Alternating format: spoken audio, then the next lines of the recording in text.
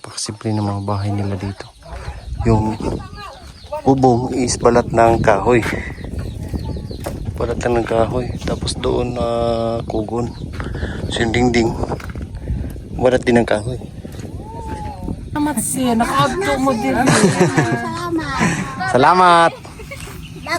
Bye-bye sa inyo. Salamat sir sa naka-auto mo din sa aming kahimta. Tama ba yun?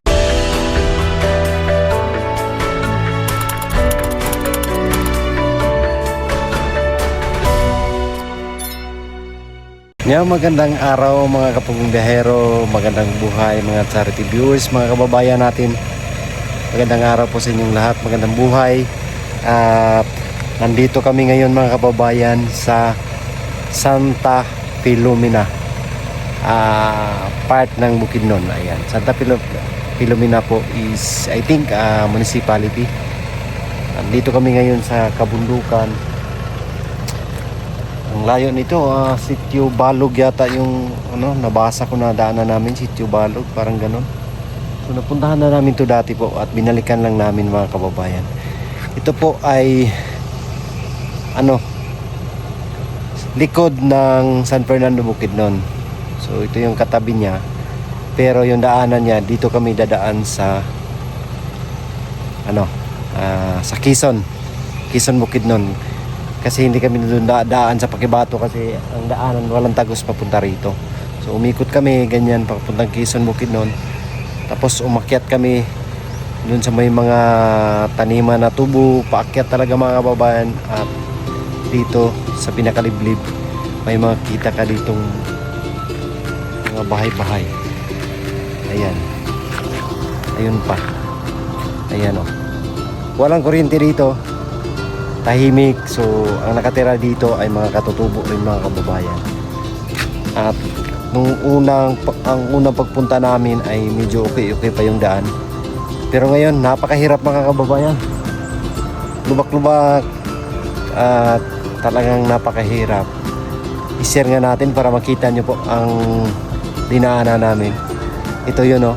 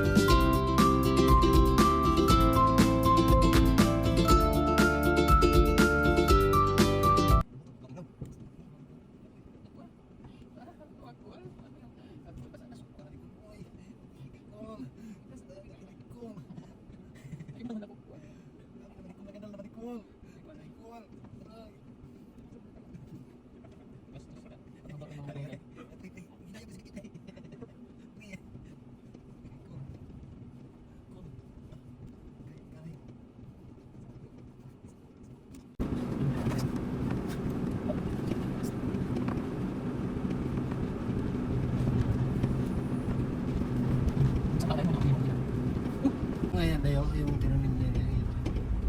Tapos ayan. Oo, yung nabunga ng Pagtan natin yan sa bigas. Pwede rin yan siya. Parang bulgur naman. Wait. Ha?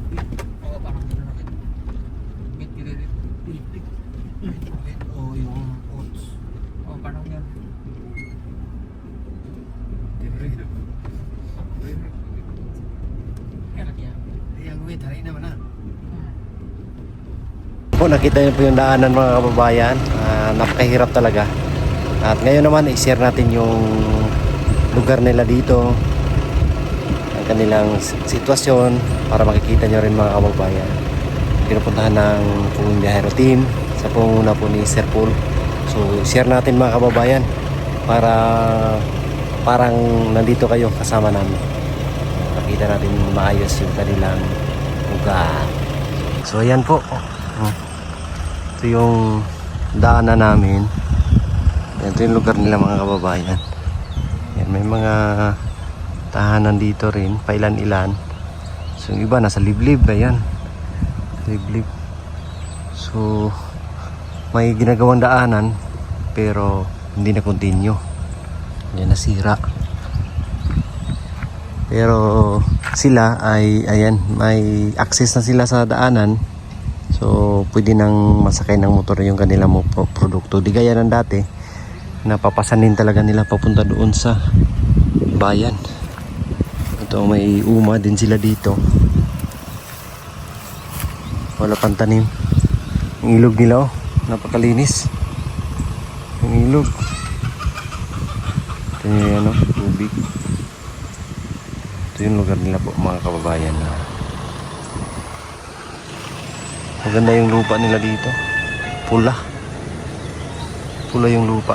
So mamaya ay pupunta kami doon. So ayan nga. So share din natin mga kababayan. Ayan, mayroon kaming kasama dito. Doon sa isang sitio. Ilan yung bayan, no? At diniretso namin talagang lalaki magtalikod. Pag nakatalikod, lalaki. Ganda ng lugar. Oh, tingnan niyo po. Napakaganda ng mga aktor kaya.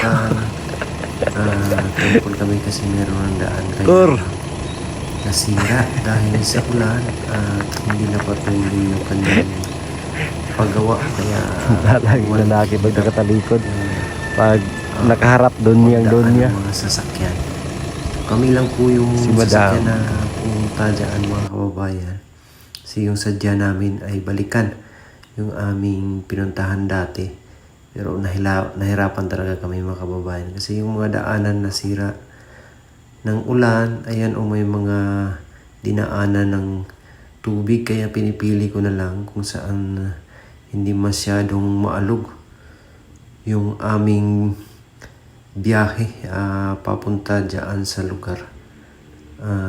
Sana po ay mapansin to ng ating nasa taas ng ating gobyerno na sana mapatuloy itong mga proyekto na ito na nakatiwangwang. At sayang naman mga kababayan kasi pag patuloy ang pag-ulan ay talagang masisira to at babalik to sa dati.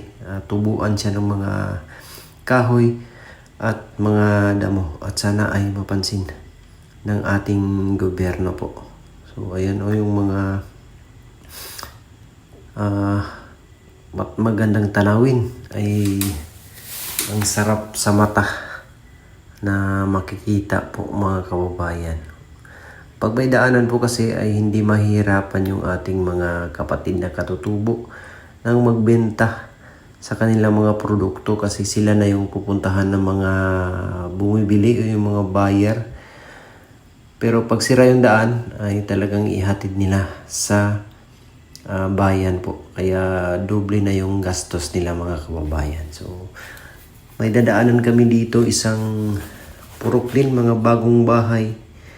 Ang nakita namin yung may bakod po ay hinintuan po namin nang makita o para makita yung kanilang sitwasyon dyan mga kababayan. At siyempre i-share natin para makita nyo po ang kanilang lugar, ang kanilang kalagayan, ang kanilang sitwasyon para andito kayo kasama namin.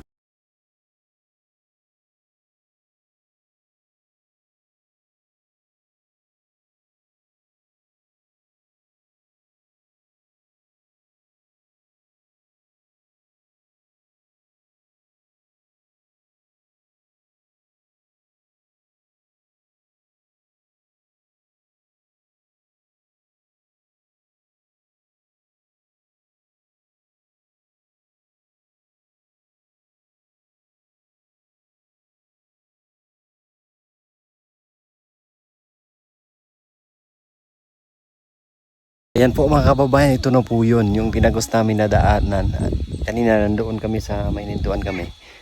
Diniretso namin itong daan. Yan, makikita nyo mga kababayan, doon kami galing, dumiretso kami dito. At napakaganda ng lugar. Mayroon na naman kami hinintuan dito mga kababayan. Isang sityo or isang purok lang siguro to. Kasi nasa mga 4 na bahay lang. Pero meron silang ginawang bako dito mga kababayan. Ayan. Oh. Ang ganda talaga ng lugar, grabe. Ito talaga yung mga kababayan ba, parang gustong gusto kong tumira sa mga ganitong lugar po. Kasi napakaganda ng lugar. At yung kanyang mga lupain is hindi siya bangin, kundi dahan-dahan ang pag-akyat. So maganda rito ang pagsasaka. Kung marunong ka lang talaga ay may may pagkakitaan ka talaga mga kababayan para dito sa mga araw-araw. Ayan, kaya ganda talaga dito. Ito po ay sa Santa Filomena, dito sa part ng Bukidnon. So i-share natin mga kababayan ang kagandahan ng kanilang lugar.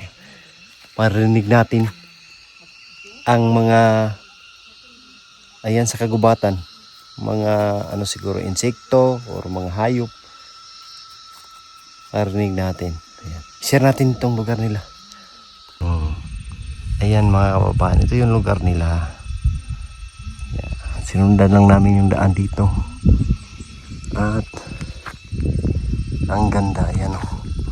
So talagang nasa kabundukan to po.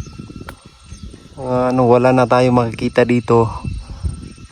Kahit saan tayo lumingon, wala na tayong makikita na may mga bahay-bahay o barangay. Kasi napakaliblib na po ito mga kababayan.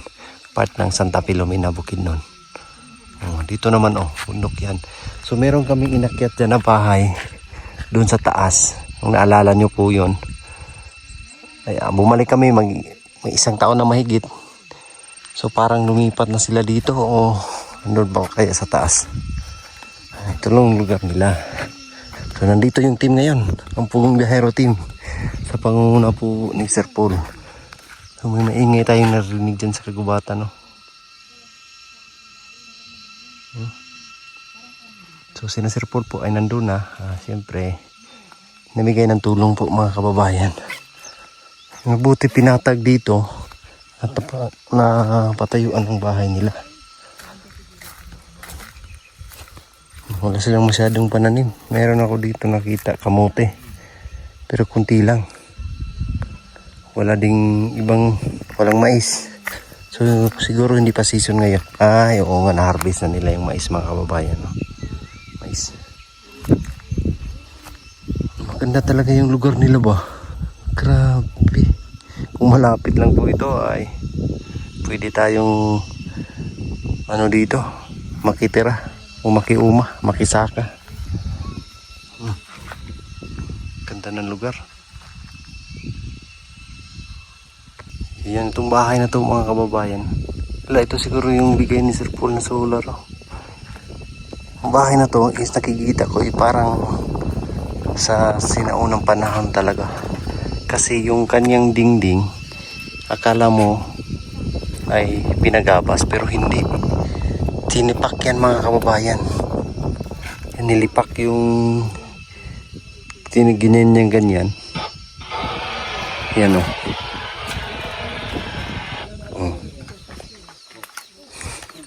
Sinipak niya para siyang tabla pero sinipak yan.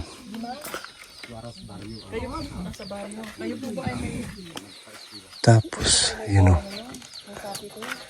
ito balat ng kahoy.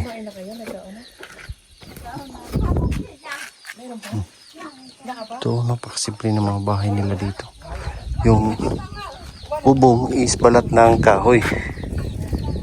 Balat ng kahoy. Tapos doon kugon. So yung dingding balat din ng kahoy.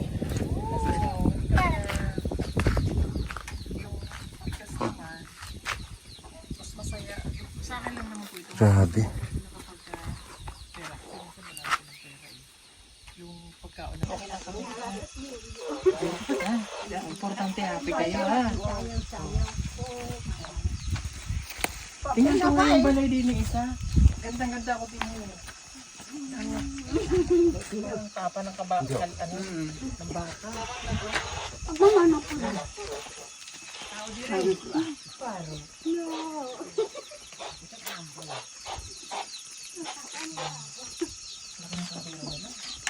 Ay, kalabasa. Meron silang paggawaan ng ano dito mga kababayan, mga itak. Panay bagas sa pusaw. Ito yung pang-ihip ng ano, anti-hope. Pag dito paapuyan yan mga kababayan, tapos dyan nilagay yung ganyan.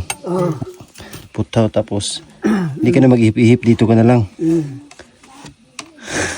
Galing din. Galing din ang diskarte ha. Panday yan, panday di katay. Ganyan oh. Sir.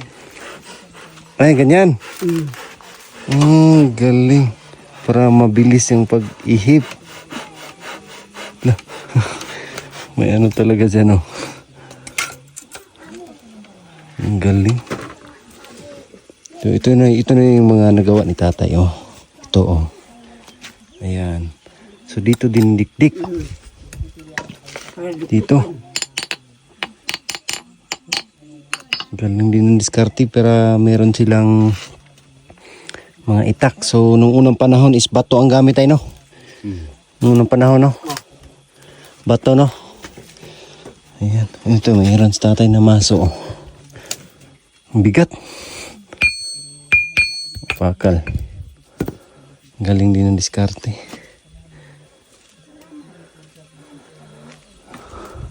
Ito yung ano nila, oh, bahay. Sa una, asa pa nung puyo sa una tay? Sa una? Sa gamot. Ay, sa gamot. Nindot rin yung yuta ba kay kuwan? Tambok punya. Nindot tanuman og mga gulay, prutas, no? Lubi. Pag tanong mo lubi. Namoy mga makuha nga similya. Tanong mo lubi kay nindot ang lubi kay taga 3 ka bulan o mamungan sa taga 3 ka bulan, mag-harvest din mo. Mauntang una-una na mo ang problema kay pami similya. Adto mo barangay, i-request mo sa barangay og similya. May paghatag sa coconut association, ayan. Ingana. Nay makuha na mo ang tag similya dito sa kuan. Baryo. Ang problema kay kami makargahan og kuan ba. Sa bahala ginagmay ra inyong madala duha tulo ana kung naay motor. Ana lang oh. Ginagmay. Hinahinay lang. Makabunga ang isa ka punuan, pwede na mo dito magkuha similya. Nga inyong ikuan. Pangtanom diri kay sayang ang kuan ba. Mintras nga ang mga kahoy wala na, mapulihan siya og lubi nga kahoy gapon siya, nga makortahan. Oh. Ganda yung ganun. Kasi sayang yung ano ba oh. Area. Inyo ni tanan dre. Oh. Muning kuan diri. Tanong mo yung kuan. Nya saging. Saging na saba o kardaba sa tuwa. Tundan kay nindot man to kay pwede mabaligya ang kardaba, ang saba, pwede mabaligya, pwede na to makaon malungag. Pwede na to. Kini ako ning ugangan. Ugangan nimo. Takog yuta sa tatay dre. Tanumin ni mga kay sayang man mabagnot na ra siya. Maayo man tong nanay tanom na lubi kay nana may paabuton. Dako niya. Ayog da ubi kay mamatay man. Kanang liangan lang. Sige mo palitan makatanom mo og mais katulo sa isa ka tuig. So anyong lubi magtubo po na hinlo kay na may maisan. Dali ra mo kuan. Dali ra mo kuan. Ewan yung area sayang wala kuan. Sayang kasi mga babae walang mga tanim ng niyog ba. So maigi mataniman ng niyog para meron silang pagkakitaan. Mga kamuti yung tanim. Yun, tapos may mga tubo. Maigi yung niyog kasi every 3 months harvest yun. Pero talagang ganda ng lugar nila. Ano saan yung lugar dari? May bislig no? Sa Santa Filomena. Ang Santa Filomena, municipal na siya? O barangay? Barangay. Sakop sa Quezon. Quezon Bukidnon. Yan. Barangay Santa Filomena, Quezon Bukidnon. So ito yung mga mama nila oh. Yan, mama. Tapos yung tabako. Yan oh. Bunga tawag sa amin. O baka oh. Simple talaga ng ano dito, pamumuhay. Gamay nga salamat, Nay. Salamat sir, nakaabto mo din. Salamat. Bye-bye sa inyo. Salamat sir sa nakaabto mo din sa aming kahimta. Ayun, tama ba yun? Sitwasyon. Ni mo among kahimta. O basta nakita niyo kahirapan namin dito. Nag-aaral po kasi ako ng salita. Bye-bye! Salamat. Bye-bye, Amping! Mga kababayan, at ayun, panoorin niyo po yung full video sa upload ni Sir Paul. At maraming salamat po sa inyong lahat mga kababayan, sa inyong pagsuporta sa buong Pugong Biyahero team. Maraming salamat sa mga charity viewers. Thank you po so much sa inyong lahat mga kababayan. Wala kami rito ngayon, hindi dahil sa inyo. Kaya hinihingi namin na patuloy kayong sumusuporta, magmamahal sa buong Pugong Biyahero. Thank you so much po. God bless. Bye-bye.